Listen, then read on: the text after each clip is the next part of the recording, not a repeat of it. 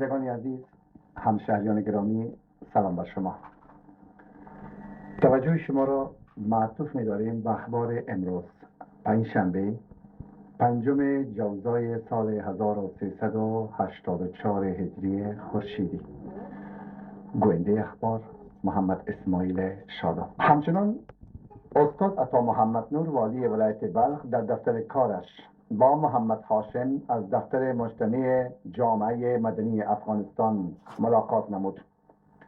آقای محمد هاشم پیرامون فعالیت‌های دفترش که عبارت از بررسی کار مبلغین انتخابات در 16 ولسوالی ولایت بلخ می باشد، به والی ولایت بلخ معلومات ارائه نمود. بعداً آقای نور پیرامون انتخابات پیشرو گفتند مردم ما بار اول است که شرکت در انتخابات پارلمان را تجربه می نمایند. امیدواریم که مبلغین انتخابات مطابق به معیارهای بین المللی در تنویر ذهنیت جامعه تلاش نمایند تا مردم به صورت آگاه به پای صندوق‌های رای بروند و وکیل مورد نظر خود را انتخاب نمایند.